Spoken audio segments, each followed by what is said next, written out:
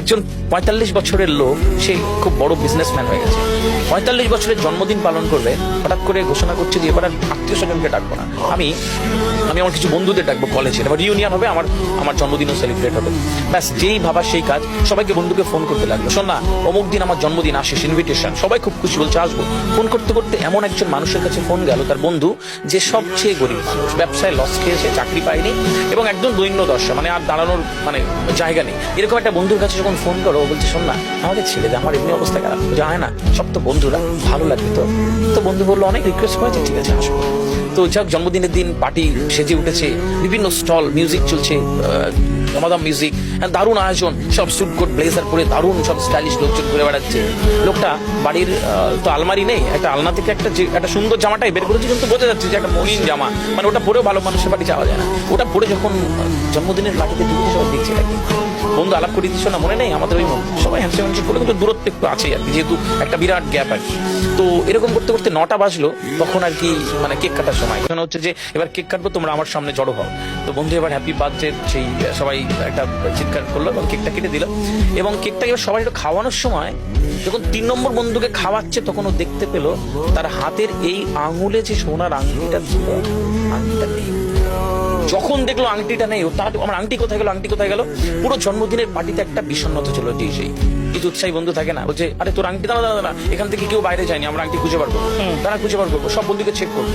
ট্রেনের বন্ধুরা বলছে শোন না, একটাই তো সোনার আংটি, ছেড়ে দে। আর আমাদের বন্ধুরা বলছে না, এখানেই কেউ নিয়েছে, কেউ তো বাইরে যায়নি, তাহলে আংটি পাবো, সবার পকেট চেক করবো, সবার কাছে যাচ্ছে আর পকেট চেক করছে। যাওয়ার আগেই বলছি দেখো আমার কাছে, এ বলছে দেখো আমার কাছে নেই, ও বলছে দেখো আমার কাছে নেই। যখন ওই গরিব বন্ধুটার কাছে গেল, যে দেখি গরিব বন্ধুটা পকেটে হাতটা চেপে বলছে আমি আমার পকেট, যেই বলেছে পকেট চেক করতে দেবো না, পুরো ফোকাসটা তার গায়ে, তাহলে বুঝে গেছি কে নিয়েছে। টক জোচ্চোর গরিব মানুষ, ছোট লোক, যা ইচ্ছা তাকে বলেছে, এবং বন্ধুটা ডেকে বলছে ছেড়ে একটা আংটি তো বাদ দে, যা ইচ্ছা তাই বলে যে যার মতন খেয়ে চলে গেছে। 11:30 12টা বন্ধু যখন বাড়িতে ঢুকলো, ফ্রেশ হবে, ব্লেজারটা খুলতে গেছে, দেখলে ব্লেজারের এই পকেটটাতে আংটিটা কোনো ঘুমাতে পারে, সারা রাত ঘুমাতে পারিনি, সকালবেলা উঠে বন্ধুর বাড়ি হাজির, দরজা একটা বন্ধু দরজা খুলে, কিরে তুই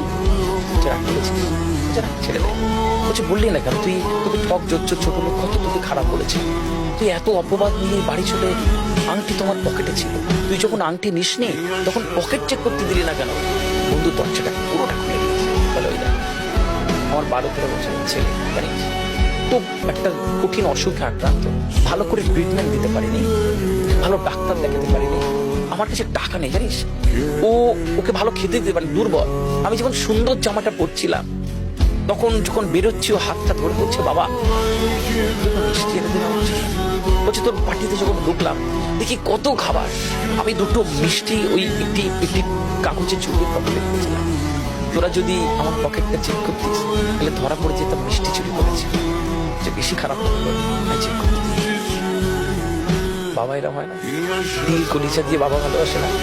ওই বাবা যদি বলে পৃথিবীতে পুরো পৃথিবী একদিকে আর সন্তান একদিকে, তুমি কোনটা নেবে? পৃথিবীর সব বাবা বলবে, বেশিরভাগ বাবা বলবে যে পুরো পৃথিবী চায়, সন্তান চায়।